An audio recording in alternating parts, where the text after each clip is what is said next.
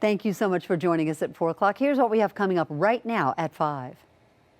Now on WYFF News 4 at 5. Dozens of dogs found malnourished at an upstate home. Now deputies want to know who is responsible.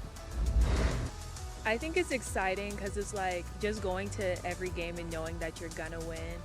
Clemson students confident their team is set to bring home yet another national title. Big changes moving into the area. We will wake up to a cold rain. Some of us will see some ice and snow. We'll break it down. We begin with breaking news tonight. Buncombe County has its first flu death of the season. Health officials will only say the death happened within the county and the person who died was an adult under the age of 65. Statewide, there have been 10 flu-related deaths in North Carolina this season. Health officials remind us it's not too late to get the flu shot. It can still provide protection. Later in this newscast in For Your Health, we'll look at the flu picture nationwide.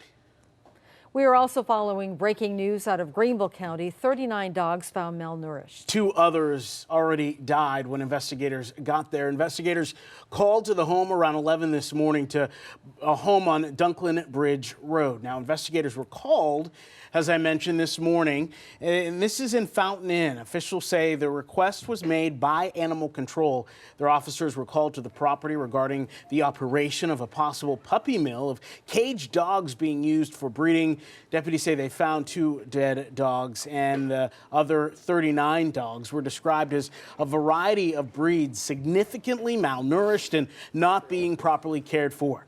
The dogs are now in the custody of Animal Control. No arrests have been made. This investigation continues. Breaking news in Anderson. Police are investigating the first homicide of the year there, and the suspect was just denied bond in court. This happened just after 1 this morning on Cunningham Drive. Anderson police say 20-year-old Landis Osby tried to defend his mom in a fight with her boyfriend, Rashard Smith. Police say Smith shot and killed Osby. He died at the scene. Smith was in court a short time ago. He is facing charges of murder and possession of a weapon during a violent crime. Upstate domestic violence experts say incidents like these highlight how domestic violence affects the entire family. It's going to affect the family. It's going to affect that victim's workspace. It's going to affect her relationships with others outside the home. And by the way, if you or someone you know is being abused, report it. If you need a plan to get out of an abusive situation, call Safe Harbor. The people there can and will help you. The 24-hour crisis line, 1-800-291-2139. And breaking in Greenville County, we now know the name of a driver killed in a crash this morning. It happened around 9:20. Troopers say a tractor trailer was traveling south on Augusta Arbor Way and a Chevy was traveling east on Sterling Grove Road. Officials say when the Chevy entered Augusta Arbor Way, it was hit by the semi. The coroner says 27-year-old Sammy Herman Parker III died at the scene. We're told 2 passengers in that vehicle were injured and taken to the hospital. And just into our newsroom, the Greenville County Sheriff's Office says that an issue preventing some of Verizon customers from calling 911 has now been resolved. This weekend, Verizon reported some of its customers in the unincorporated parts of Greenville County were unable to call 911. But again, we're told that issue has now been resolved. All right, let's turn to weather now as we take a live look over Lake Hartwell, a sunny day in our area. Oh, it's pretty. Chief Meteorologist Chris Justice is here. And Chris, we do have some rain on the way, right? Yeah, first thing in the morning, it's going to be a quick blast of rain. If you're going out to vote for the sheriff's runoff tomorrow, you will have some impacts early in the morning as you're going to school and work. A cold rain. We're talking temperatures in the 30s first thing in the morning. By 8 a.m., Travelers Rest, Greenville, Malden, Simpsonville, Fountain Inn, up toward Taylors and Greer seeing some rain. It does move out quickly, though, moving south towards Simpsonville, Fountain Inn by 9:30, 10 o'clock. We are dry across the area. In fact, going deeper into the day, it's really going to be a nice day. We'll have some sunshine. Impacts before work. You see the yellow icon there, but by lunch and after work, things are looking nice. Temperatures, in fact, warm up into the middle 50s. We're going to take a closer look at where winter is going to go from here, the last half of January, and we'll look closer to Soaker heading our way in just a few minutes. Chris, thank you. Commitment 2020 now and some major changes at the polls. Tomorrow marks the Republican primary for the special election for Greenville County Sheriff. Our Joe Ripley is live at one of several polling precincts that have changed for this election. Joe, why the changes? Well, so first of all, Nigel and Carol, there are 45 polling locations that have changed, affecting about 100,000 people. That's according to the Greenville County Elections Board Director, Conway Belangio. We're here at one of those temporary locations, the Phyllis Wheatley Community Center. Voters who used to go to the Sterling School down the street must come here tomorrow. And again, that's just one of those changes. This all stemming from the conviction of now former Greenville County Sheriff Will Lewis back in October. That set up this special election. So usually schools are available as precincts, but for tomorrow, schools will not be available. So the Elections Board had to consider other options. The changes, as I mentioned, will impact about 100,000 people. Phones were ringing constantly while we were at the elections office earlier today. Poll workers are having to clear up the confusion about where to vote. I think they're doing the best job they can. I really do. You know, they didn't ask for all this to happen. That happened, you know, in the months past. And I think they're really working with the candidates and working with the citizens of Greenville County to get this election taken care of. Elections Director Conway Belangio said they have done all they can to notify voters about these polling location changes. He says they have used the state and county websites along with social media and news outlets. Conway Belangio, though, says the timing of all this around the holidays made for even more confusion. Some other problems there with poll workers asking for time off. These temporary locations, though, will last through the special election for sheriff through March 10th. And you can find all of those temporary locations, those changes on our website, WYFF4.com. For now, we're live. Joe Ripley, WYFF News 4. Back to you. All right, Joe, thank you. And as Joe mentioned, tonight the Republican candidates for Greenville County Sheriff will face off for the last time, I should say, before voters head to the polls for the primary tomorrow. This evening, Republicans Darius Hall, Hobart Lewis, A.T. Smith, Robert Watley, and Sean Zukowski will take the stage at Bob Jones University. Now, according to the event's website, the candidates will be answering questions submitted by Greenville County voters.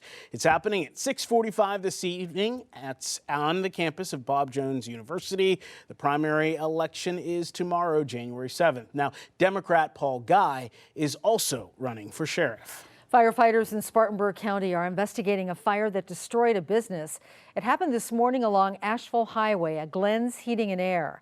Firefighters say when they arrived, flames were already visible on the outside of the building. Crews said it was a business and a home. We are told no one was hurt. Right now, investigators in Stevens County, Georgia, are offering a reward for information related to two fires they believe are the result of arson. Both fires were set on December 26th at abandoned structures within a half-mile of each other. One was on West Currahee Street, the other on Zebulon Branch Road. Up to $10,000 is being offered for information leading to an arrest. If you have any information, call the Stevens County Sheriff's Office. Belton police say a traffic stop led to the seizure of meth and oxycodone. Officers say they saw a suspicious car on North Main Street shortly after midnight. The police department says 32-year-old Carrie Williams of Greer was driving, but she didn't have a valid license or insurance. Officers say Williams admitted to having meth, and when they searched the car, they tell us they found meth and oxycodone pills. The department says she remains in jail pending bond. Tonight, SLED is investigating a death at the Lawrence County Detention Center. The coroner's office identified the inmate as 42-year-old Anthony Hewitt. The sheriff's office says he died Friday morning in his cell. So far, investigators have not said what caused his death.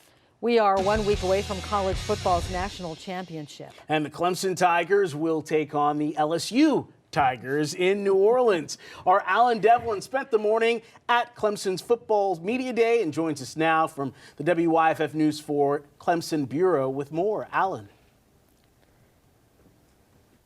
Nigel, Carol, the players took questions about the upcoming game as they look to win back-to-back titles. Many are calling this a football dynasty. The students here are just happy to be a part of it. Last years, honestly. And obviously me running the ball. Because each position has a challenge. With the clock ticking down, one last media day in Clemson before the Tigers head to New Orleans to face LSU in the national championship. And even after a perfect season, quarterback Trevor Lawrence says there is still room for improvement. You can't play perfect, but definitely I don't think you haven't seen our full potential. We haven't played as good as we can play, definitely. I mean, we've had games where we've played really well, but there's always more. So I think we're looking at all the little details. With the Tigers winning every football game since September 1st, 2018, many Clemson students are going into Monday's game confident. The ones we spoke to today have never seen a Clemson football loss. I think it's exciting because it's like just going to every game and knowing that you're gonna win. It's just kind of has like this feeling of like you're just on top of the world. The expectation's to win, but I think it creates this interesting feeling because like even in the close games where like there should be that doubt, we still have this feeling of like we feel like we've got it. With the opportunity to win back-to-back championships days away, hunting for 3 titles in 4 years, players, students, and Clemson fans across the upstate ready to hang another banner. Yeah, super special to see what's been building before we were here and to see it kind of become what it is, and it's really special to just see where it's going to go from here. Game day is in 1 week. Stay with WYFF News 4 across all platforms as we continue to bring you coverage of the Tigers' road to the title. Live in the WYFF News 4 Clemson Bureau, Alan Devlin, WYFF News 4. Alan, thank you. And the excitement is building. Our WYFF team is gearing up for the College Football Playoff National Championship coverage in New Orleans. I will be there alongside Amanda Crawford, and our sports team, Mark Whiteman and Julia Morris, will bring you the live coverage from the Mercedes-Benz Superdome as the Clemson Tigers take on the LSU Tigers 1 week from today. If only you were a little more excited. If only. Yeah. Turning to more sports now, the Dallas Cowboys have named Mike McCarthy as their new head coach. The longtime Packers head coach compiled a 125, 77-2 record and a Super Bowl win in 13 seasons with Green Bay. McCarthy did not coach this season after being fired during the 2017 season. He had talked to multiple teams about their head coaching vacancies, including the Carolina Panthers. Alabama quarterback Tua Tagovailoa is leaving school and entering the NFL draft. He is projected a top 10 pick even after suffering a dislocated hip on November 16th. Now, he did have surgery to repair the damage. As a freshman, Tua soared to prominence when he came off the bench to lead Alabama to the 2017 national championship. I'm Sally Kidd in Washington with the latest developments on the escalating tensions in the Middle East following the U.S. killing of a top Iranian general. A truck driver facing charges accused of crashing into slow-moving traffic. Coming up, what authorities believe led to that crash. Here's what I'm working on for my next weathercast. A low pressure system heads our way late week, and it looks like a stoker with even some storms possible Friday into Saturday. I'll time it all out for you. Now the winning numbers in South Carolina's education lottery. Pick 3, 656. And your pick 4, 3798. Tensions continue to escalate between the U.S. and Iran as President Trump threatens to hit Iranian cultural sites if Tehran retaliates for the U.S. killing of a senior Iranian military official. At an emergency NATO meeting today, world leaders are urging restraint. Sally Kidd is in our Washington newsroom with more. Nigel Carroll, Iran is vowing retaliation, and President Trump is warning the U.S. will strike back. This comes amid growing concerns about whether the administration has a viable strategy. Thousands flooded the streets of Tehran for Qasem Soleimani's funeral, the top Iran military general and terrorist plotter killed in a targeted U.S. airstrike. In the short term, there's going to be cries for revenge. And I'm sure that somewhere in the world, Americans are going to die. At a meeting of NATO allies in Brussels, calls for restraint and de-escalation. A new conflict would be in no one's interest. So Iran must refrain from further violence and provocations. President Trump on Twitter warning if Iran retaliates, the U.S. will quickly and fully strike back, and perhaps in a disproportionate manner, including hitting Iranian cultural sites. This feels more like venting. It feels more like anger, driving policy. It feels dangerous. Calling into question whether the U.S. has a credible strategy. Trump has some good instincts. Put pressure on Iran. Think about going after the worst of its fighters. But these don't add up to a strategy because it's not yet clear what goal he's really after. We have developed a strategy to attempt to convince the Iranian regime to behave like a normal nation. And in another development, Iraq's parliament has approved a non-binding resolution to oust U.S. forces from Iraq. The Pentagon now saying it will reposition troops for a possible withdrawal. In Washington, Sally Kidd, WYFF News 4. Sally, thank you. Many of the soldiers headed to the Middle East are part of the Army's 82nd Airborne stationed at Fort Bragg in North Carolina. Over the weekend, thousands of soldiers departed from that base. Coming up, we'll have more from Fort Bragg on WYFF News 4 at 6. We now know the name of one of the Americans killed in a terror attack in Kenya. The mother of Henry Mayfield Jr. says her son died in the raid at Manda Air Bay Airfield. Mayfield's family said military officials notified them Sunday night. Mayfield joined the military after graduating high school. Pentagon officials say 2 Defense Department contractors were also killed during the assault by Al-Shabaab, which is a terror group linked to Al-Qaeda. A memorial for U.S. soldiers in St. Louis was vandalized by an anti-war protester. No war was spray painted several times on the Soldiers Memorial in downtown. The Missouri Historical Society says it noticed the damage Sunday morning, a day after an anti-war protest. St. Louis police are investigating. Anti-war protesters assembled in the U.S. and the world over the weekend to speak out against the death of Iranian commander Qasem Soleimani. The U.S. ambassador to Afghanistan is leaving his post. The State Department says the long-planned departure of John Bass is part of the normal rotation cycle. He has served since December 2017 and 2017 and comes as attempted peace talks with the Taliban have stalled, and the crisis between the U.S. and Iran threatens the security and stability in that region. Officials in Arizona say an arrest has been made in connection with a death along a trail. The Pima County Sheriff's Department named 21-year-old Dalen Jacob Thornton as a person of interest after human remains were found near a hiking trail in Tucson last week. 3 mountain lions were euthanized after feeding on the human remains. Thornton was also arrested on suspicion for stealing a vehicle belonging to a man who went missing in December of last year. So far, authorities have not identified the person who was found dead. 3 people were killed in a crash on an interstate in Indiana. Now a truck driver is facing reckless homicide charges. Authorities say the driver crashed into slow-moving traffic, hitting 8 vehicles. 14 people were injured in that crash, but none of the injuries appear to be life-threatening. And investigators believe distracted driving is to blame.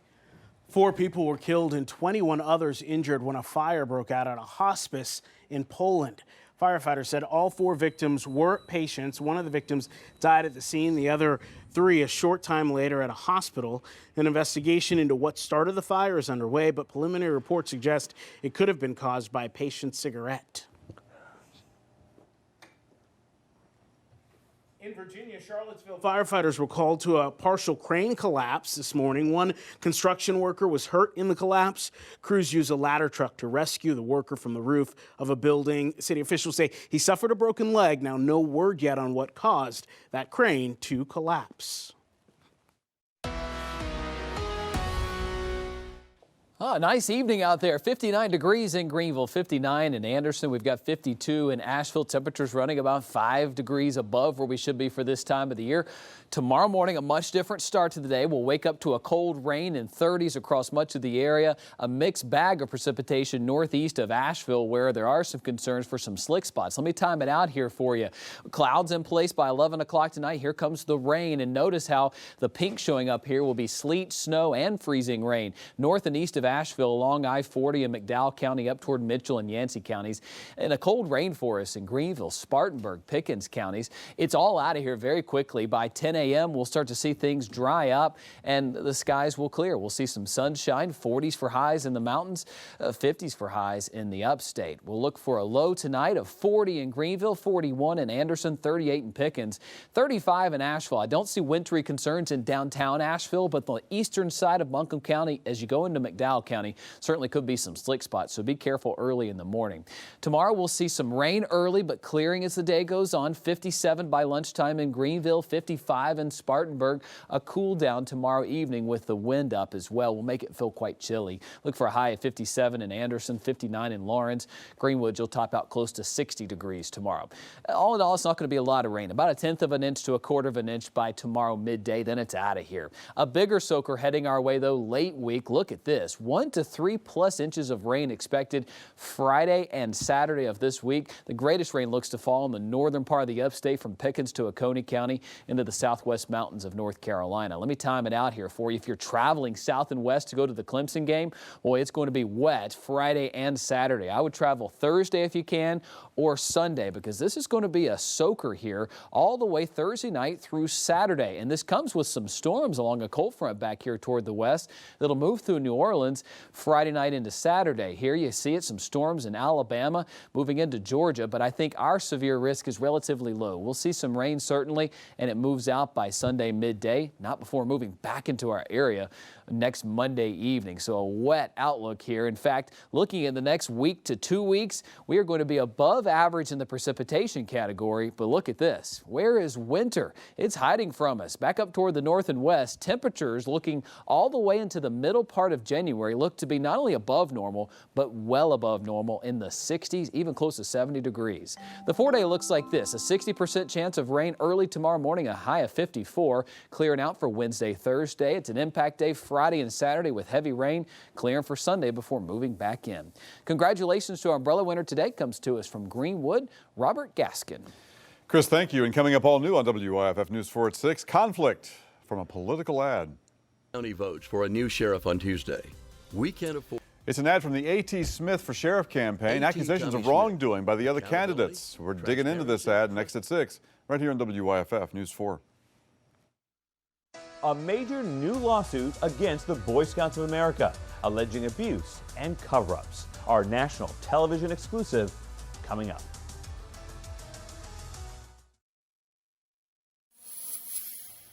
For your health tonight, this flu season is shaping up to be one of the worst in decades. That's according to Dr. Anthony Fauci, director of the National Institute of Allergies and Infectious Diseases. While he says it is impossible to say how the flu season will play out, it is on track to be among the deadliest in recent history. At least 2,900 people in the U.S. have died from influenza so far this flu season. The CDC estimates there have been at least 6.4 million flu illnesses. When it comes to concussions, a new study is suggesting that you should not wait to begin treatment.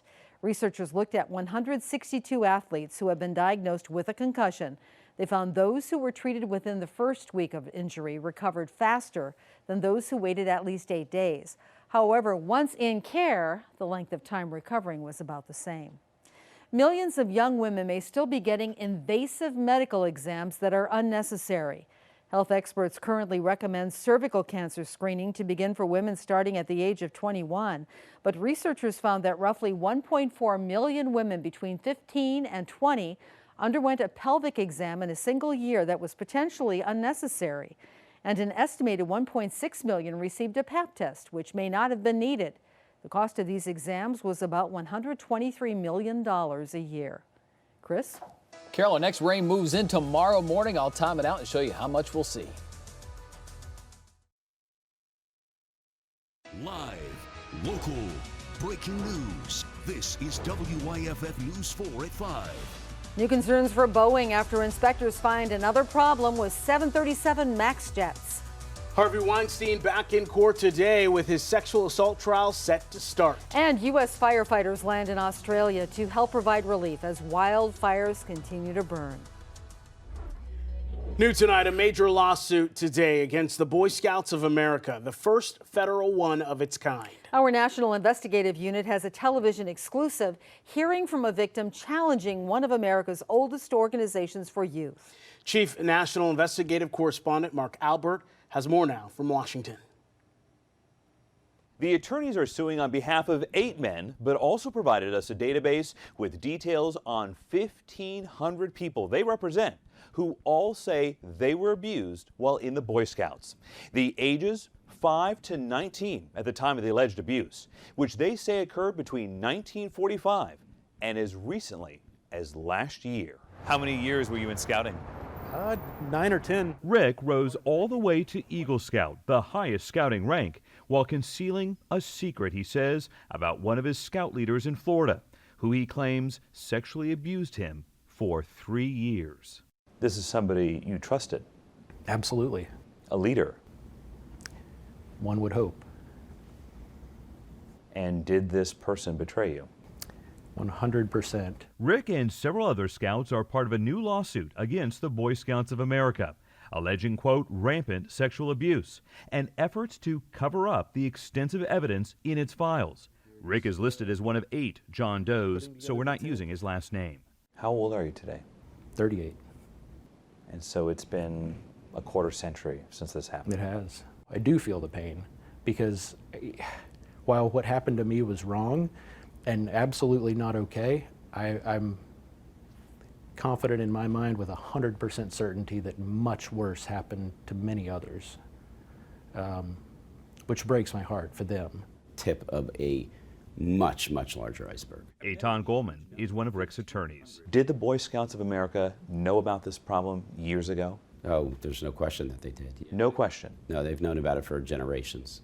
And do you believe that they failed to stop some of this abuse? Absolutely. They were really a magnet for child predators. It's the latest case against the Boy Scouts. The organization sent the National Investigative Unit a response it issued after a lawsuit in Pennsylvania in August. It reads in part, quote, "First and foremost, we care deeply about all victims of child abuse and sincerely apologize to anyone who was harmed during their time in scouting. We are outraged that there have been times when individuals took advantage of our program to abuse innocent children." It points to a web page listing youth protection policies and a phone and email helpline it is now established. I want them to take accountability. For this Eagle Scout, the scouting oath to help other people at all times still resonates deeply. I do not want to drive the Boy Scouts into bankruptcy. I don't want to see that organization destroyed. I learned a lot of wonderful life lessons there, but I want to see things change because it's unacceptable for it to continue to happen. The Boy Scouts also acknowledge some cases, quote, were not addressed in a manner consistent with our commitment to protect Scouts, values of our organization, and the procedures we have in place today. The attorneys told us they decided to go to court now in case the Boy Scouts were to file for bankruptcy soon, which would block lawsuits like this one from being filed. In Washington, I'm Chief National Investigative Correspondent Mark Albert. The lawyers filing today's lawsuit also represent men who say they were abused in scouting here in South Carolina, North Carolina, and Georgia. We'll check in with organizations across our 3 states and bring you new information in those cases as we learn more. Turning to weather now as we give you a live look over Greenville from our Peace Center Skycam. Beautiful shot there, sunny and cool for our area. Yep, Chief Meteorologist Chris Justice joins us now. Chris, how long will this nice weather last? Yeah, really about a couple of hours. We've got a fast-moving system on the way, and you'll wake up to a much different day tomorrow. Showers tomorrow morning, and that will be more than showers northeast of Asheville, where it'll be a mixed bag. Sleet, snow, and freezing rain. McDowell County, eastern Buncombe County, up through Yancey and Mitchell counties could have some slick spots early tomorrow morning, but it's out of here by 10 a.m. We'll be sunny by midweek, and then another soaker starts on Friday. Here comes our first system here of the week. It's going to race our way. It's back toward the Midwest, but arriving here by tomorrow morning about 6 or 7 a.m.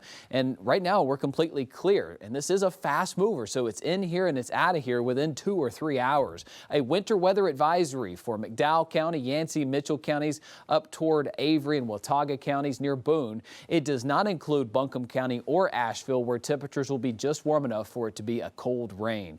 It's going to be a couple of hours of chilly rain tomorrow morning. 59 right now in Greenville, 56 in Pickens. Over the next 12 hours, we'll start to see some impacts early tomorrow morning, about an 80% chance of rain first thing. We will clear out before our next system moves our way. I'll map out a soaking rain and how much your town will see in just a few minutes. All right, Chris, thank you very much. In western North Carolina, crews have been working to clear a rock slide from a highway. It happened Saturday near the Nantahala Gorge in Swain County. You can see this picture, just how much dirt and rock cover the road. Now, one lane of that road is open. Crews are working to open that second lane. In Asheville, a 19-year-old woman remains in critical condition after someone shot her in the head. It happened Saturday at the Hillcrest Apartments. Police say the bullet came from a neighboring apartment. Police got a search warrant and have interviewed several people, but haven't named any suspects. They don't believe the woman was the intended target. Jury selection is set to start tomorrow in the rape and sexual assault case against Harvey Weinstein. The disgraced former filmmaker was in court this morning. During the hearing, the judge denied a request to sequester the jury. Weinstein is charged with raping one woman and sexually assaulting another. He has pleaded not guilty. Jury selection could take as long as 2 weeks. The trial is expected to last 6 weeks. Harvey Weinstein's legal troubles continue, this time in California. The Los Angeles District Attorney today charged Weinstein with sexual assault of 2 women there in 2013. An arraignment date has not been set. Officials expect Weinstein to appear in a Los Angeles County court after his New York City trial has ended. A 5.8 magnitude quake hit Puerto Rico early this morning. The quake unleashed small landslides, causing power outages and even cracked some homes. It was one of the strongest quakes to hit the U.S. territory. There have been several quakes over the past few days. There were no reports of injuries. In Mississippi, officials say they have captured one of the inmates who escaped from the Mississippi State Penitentiary at Parchman. The Mississippi Department of Corrections says 42-year-old David May was in custody. No other details were released about his capture. Officials say May and 27-year-old Dillian Williams were discovered missing early Saturday morning. The escape comes after a week of violence in Mississippi prisons. Since December 29th, 5 inmates have been killed in state prisons. 3 of those happened at the prison May and Williams escaped. Boeing and FAA inspectors have discovered a new flaw in the 737 MAX aircraft. A wiring issue could potentially cause a short circuit on the grounded 737 MAX. The New York Times reported Boeing is reviewing whether the 2 bundles of wiring are simply too close together, which could lead to that short circuit. The FAA flagged the issue as potentially, quote, catastrophic. The wiring issue could continue to delay the aircraft's return. The 737 MAX was grounded last March after 2 fatal crashes in 5 months killed 346 people. I'm Bree Jackson in Washington, where debates continue over military action against Iran. Democrats now taking steps to prevent President Trump from waging war. We have details next. A church's donation box stolen. Coming up, how the community chipped in to help.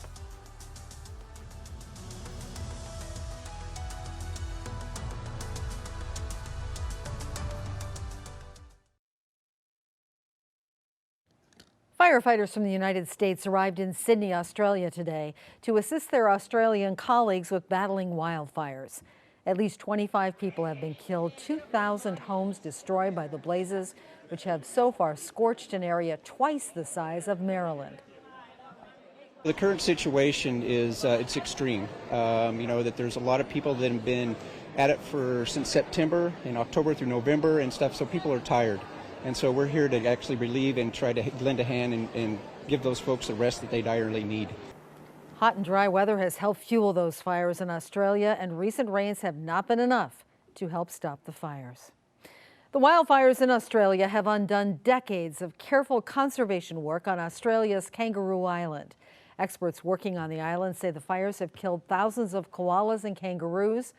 It has also raised questions on whether few species have survived at all. In Mexico, firefighters saved a family that had fallen off the road and into a gully. Rescue crews used ropes to save the 5 people that were trapped more than 60 feet below the road. It took 4 hours for the firefighters to rescue the family. Tense moments as a passenger jet skid off the end of a runway in Canada. It was snowing when the WestJet flight from Toronto landed in Halifax, Nova Scotia. The airline says it appeared the plane landed normally before it slid off the runway. No one was hurt.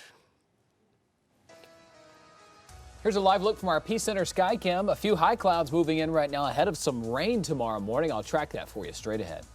And coming up all new on News 4 at 6, the A.T. Smith campaign accusing fellow candidates of wrongdoing.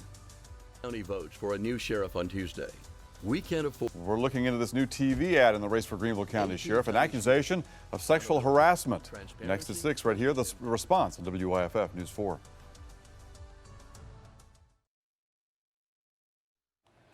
The Trump administration will brief members of Congress Wednesday after last week's deadly strike that killed an Iranian official. This comes as Democrats are calling for President Trump to immediately declassify his administration's reasoning for the strike. Bree Jackson has more from our Washington newsroom. Democrats say they're concerned about the timing of the strike and the president's lack of communication with Congress. Congressional Democrats argue President Trump failed to give proper notification about the strike that killed General Qasem Soleimani. The president says his tweets now count as official notification to Congress about future attacks, as he warns that if Iran retaliates, the U.S. will use military action without hesitation. Democrats say Congress must step in before more troops are put in harm's way. Speaker Pelosi says the House will introduce and vote on a war powers resolution to limit President Trump's military actions regarding Iran. Administration officials defending the president. He's the commander-in-chief, and he did what a responsible, strong, not weak, commander-in-chief does when faced with the opportunity to take out one of the, if not the world's most wanted terrorists. He does have an obligation to talk to Congress. Actually, our founders wanted to make sure that Congress had a role in war making. In fact, the power to make war resides in the Congress. The founders believe that there needed to be a check on executive power. And Speaker Pelosi says the House plans to vote on a war powers resolution later this week. In Washington, I'm Bree Jackson. Tonight, the FAA is investigating mysterious drone sightings in 2 states. Witnesses in Colorado and Nebraska say the drones typically appear after sunset, as many as 30 flying in formation 200 to 300 feet above the ground. The big question is where the drones are coming from. It's really unnerving to be out there by yourself and you see these flashing lights near your home. You want to know what it is and why it's out there. Now, it's not clear if the flights are breaking any laws, but the mystery comes as the FAA proposes sweeping new regulations requiring most drones to be identifiable. Rapper Lizzo says she is quitting Twitter. She made the announcement yesterday on Twitter, saying she can't handle the trolls on the social media platform anymore. But she says she could eventually come back to the platform. You will soon be able to pay for a tank of gas with Amazon's virtual assistant, Alexa. ExxonMobil and Amazon announced a partnership today during the Consumer Electronics Show in Las Vegas. It will let drivers use voice commands to buy fuel for vehicles that have Alexa built in. Smartphones and other devices will also work. The new platform is set to launch in April at more than 11,000 Exxon and Mobil gas stations around the country. So do I still have to get out of the car to pump gas? Yes, you do. Okay. Alexa won't do that for you. Well, today we are exactly 200 days from the opening ceremony of the Tokyo Olympics. Head of the Games Organizing Committee gave a pep talk to 400 staffers today. The Olympics will take place from July 24th through August 9th. It's being called, quote, the most innovative ever organized. You'll be able to catch all the amazing action right here on WYFF 4.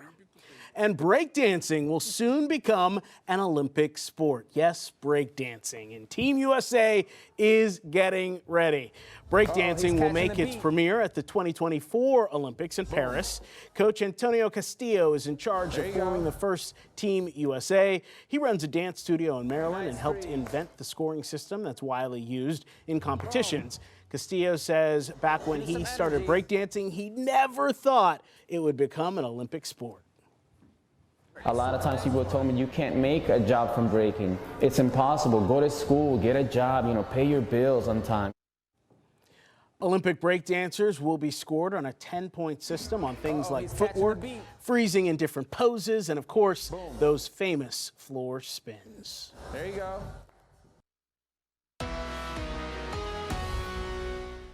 My friend on Facebook, Mike, sent this picture in from Lyman Lake as the sun went down. What a beautiful shot here as we've got a very nice evening taking shape. If you'd like to send me your pictures, please do so on my Facebook page. You never know, you might see them here on air at WYFF4. Here comes our next weather maker. We will wake up to some rain from this tomorrow morning. It's moving that fast. It's still 737 miles away. It will be here in about 16 hours, giving us some cold rain tomorrow morning across the area. Live Super Doppler 4 HD dry as can be. This is a fast mover. It'll only be here for about 2 to 3 hours. It will be cold enough in western North Carolina, north and east of Asheville, where it'll be a mixed bag. Sleet, freezing rain, and snow along McDowell County up toward Yancey, Mitchell, and Avery counties up toward Boone and Watauga County. If your travels take you east of Asheville and I-40, do know that there could be some slick spots, especially early in the day. It's currently 52 in Asheville, 59 in Greenville. We will continue to fall down, and it will be a chilly rain tomorrow morning. 40 in Greenville, 37 in Spartanburg, 41 in Anderson.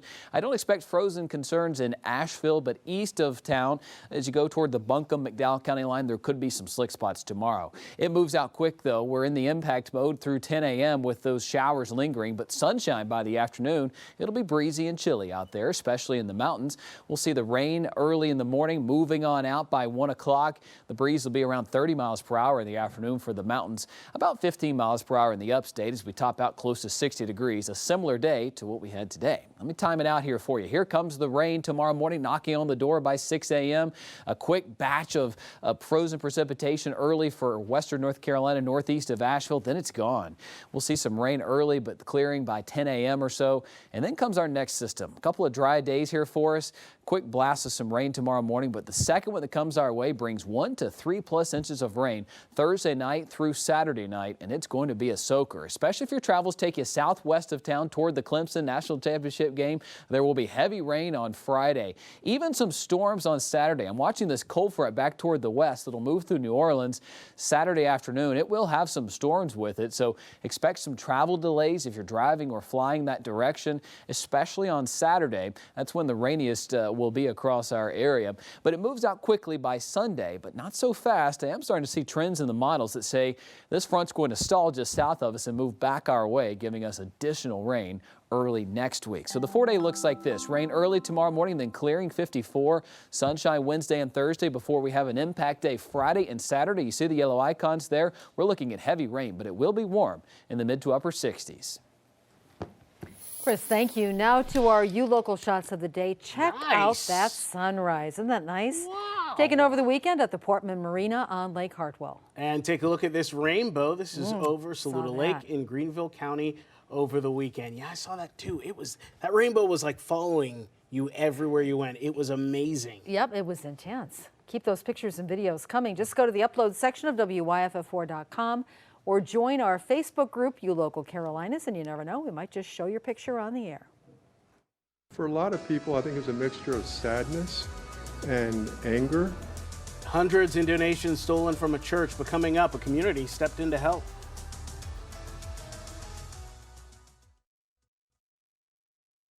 A church in California received nearly $14,000 in donations after thieves stole money meant for children. Luz Pina reports. Tonight is an answer to many prayers. The mass finish, I actually ran because I wanted to be the first one to get it, but then I saw a bunch of people already there. 2 weeks ago, these images of joy seemed almost impossible after 2 thieves stole a box with at least $2,000 meant to buy toys for children in celebration of the Epiphany to honor the 3 wise men at this church. For a lot of people, I think it's a mixture of sadness and anger.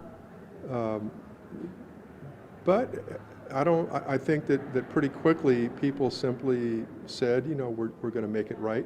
Father Brocado says this was a blessing in disguise, unifying this community. For weeks, many contacted Our Lady of Guadalupe Church in San Jose from across the bay, ready to donate. And a total of $13,605 were donated, surpassing this church's goal. Throughout the day, dozens of children from all ages got presents and said how thankful they were. I'm very grateful for what I got. Some even had a message for the thieves that are still outstanding. You have to work for it, not just go to a random community and steal their money. Now this church has bigger plans with the money they have left over. With the extra money that is still in the GoFundMe collection, we're going to be able to help out kids that go to Catholic schools. We're going to be able to give them some scholarships. At last check, police had not yet identified the suspects. Thanks for joining us for the news at 5. WYFF News 4 at 6 with Michael and Carol starts now.